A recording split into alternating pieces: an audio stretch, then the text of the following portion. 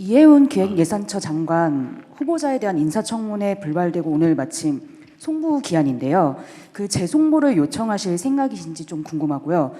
또 여당에서도 좀 부적절한 인사가 아니냐는 비판이 좀 있는데, 이렇게 청문회가 만약에 열고 기회가 주어지고 해명을 하고 난 다음에 반대 여론이 계속 많아지면 좀 지명철회도 검토하실 수 있는지 궁금합니다. 이 질문을 왜 안 하시나 했어요.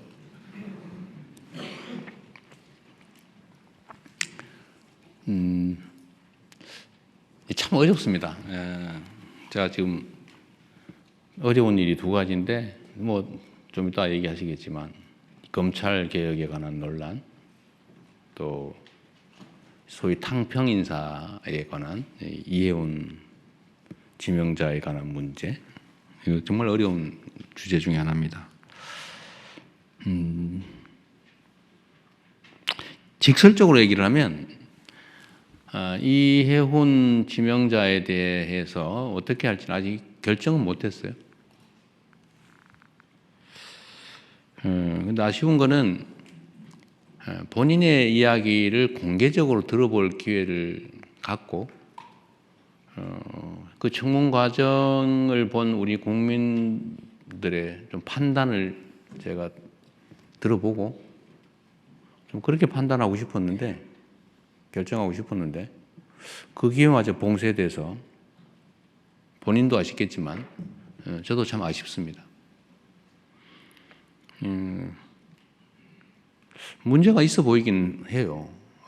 그리고 우리 국민들께서도 문제 의식을 가지시는 부분도 있습니다. 그리고 뭐 저로서도 아쉽기도 하죠. 그러나 그에 대해서 본인의 해명도 또 들어봐야 되는 거 아닌가요? 그게 공정하죠. 그리고 저는 이제 재판을 많이 참여하면서 평생 살아온 사람이라 우리 의뢰인 쪽 얘기를 제가 잘 정리를 해가지고 이제 판사를 설득하는 일을 평생을 해왔잖아요. 직업으로. 이 원고 측 유능한 대리인이 써놓은 걸 읽어보면요, 100% 그 사람 말이 맞아요. 그런데 피고 측이 써놓은, 유능한 변호사가 써놓은 주장을 잘 읽어보면 100% 맞아요. 그래서 두 사람 얘기를 다 들어보면 판단이 좀 서요. 양쌍방의 얘기를. 그래서 재판제도가 원래 공격 방어가 중요해요. 그래서 한쪽 얘기만 듣고 판단하는 거는 그리 바람직하지 않더라. 저는 하도 저 자신에 관한 이야기, 왜곡된 가짜를 많이 들어봐서 제가 그런 신념이 생겼어요. 사람의 말을 듣고 판단하지 않는다. 제가 아주 가까운 사람 얘기를 잘 안 믿어요. 근거가 뭔데? 이쪽 입장은 뭔데? 제가 꼭 물어보죠. 그래서 제가 레드팀 이런 거 좋아해요. 반대쪽 얘기를 꼭 들어보려고 그래요. 근데 한쪽 얘기들은 위험하거든요. 그거 잘 안 믿어져요. 그래서 좀 아쉽다. 지금 할 수 있으면 지금이라도 좀 해줬으면 좋겠는데 좀 어떨지 모르겠어요. 쉽지 않겠죠? 좀 시간을 두고 판단하겠습니다. 그런데 이거와 관련해서 좀 근본적인 얘기를 한번 하고 싶어요. 청와대의 검증에 문제가 있는 거 아니냐는 지적도 아마 하실 것 같아요. 뭐 문제가 있죠, 결론적으로. 부족하죠. 근데 그분이 뭐 진짜인지 아닌지 뭐 좀 가려봐야 되겠지만, 보좌관한테 갑질을 했는지 안 했는지 우리가 어떻게 합니까? 그 어디에 써놓은 게 있으면 모르겠는데, 어디 뭐 기사라도 났으면 모르겠는데.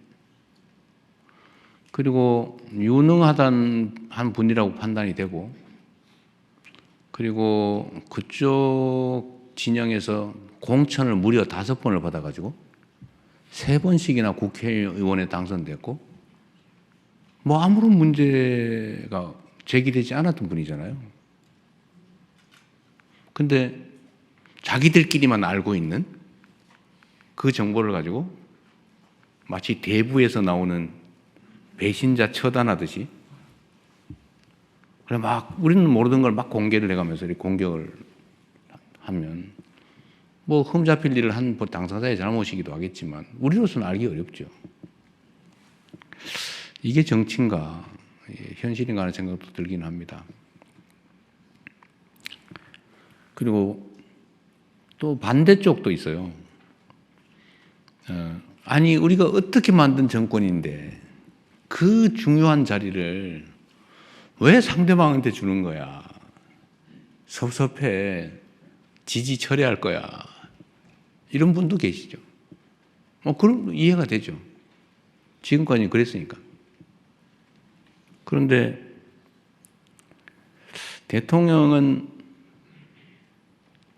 아마 노무현 대통령께서도 겪었던 참 큰 고민이고 어려움이었던 것 같아요. 제가 그렇게 하겠다는 건 아닌데, 대통령은 당선될 때까지는 한쪽 진영의 대표인 게 분명한데, 당선된 순간부터는 전체를 대표해야 된다. 이게 저희 확고한 생각이에요.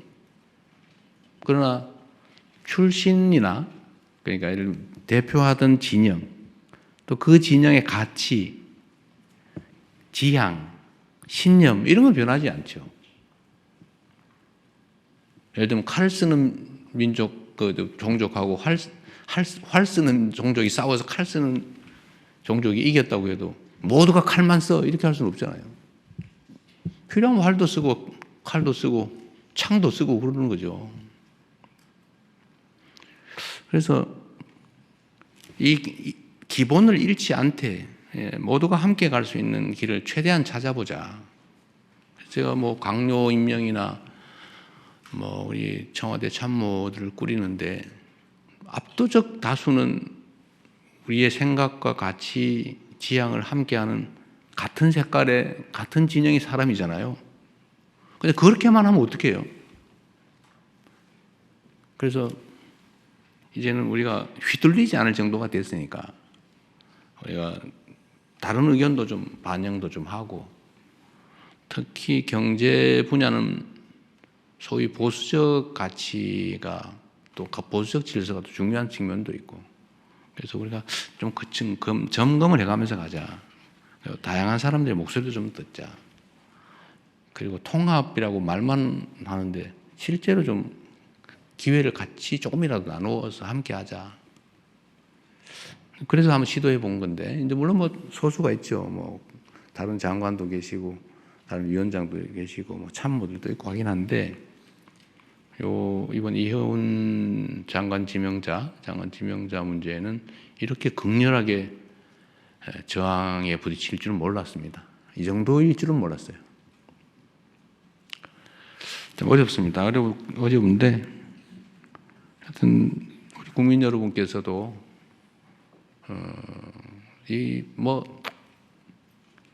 이해해 주시라는 말씀을 드리기는 어려운데, 이런 필요성이 있다는 점에 대해서 일부 용인은 해 주시길 바랍니다. 우리가 편을 갈라가지고 싸우긴 했지만, 이제 싸움은 일단 끝났고, 이제는 함께 모두를 대표하는 그런 통합된 나라로 가야 되고, 그게 대통령이 해야 될 가장 중요한 직무인데, 사실은 필요한 만큼 못하고 있다고 저는 생각합니다. 필요 최소한을 나름 시도하고 있다. 참 어렵네요. 저는 이렇게 많이 문제될 줄 몰랐어요. 앞으로 우리가 인사를 하는데도 참고해야 될 것 같습니다.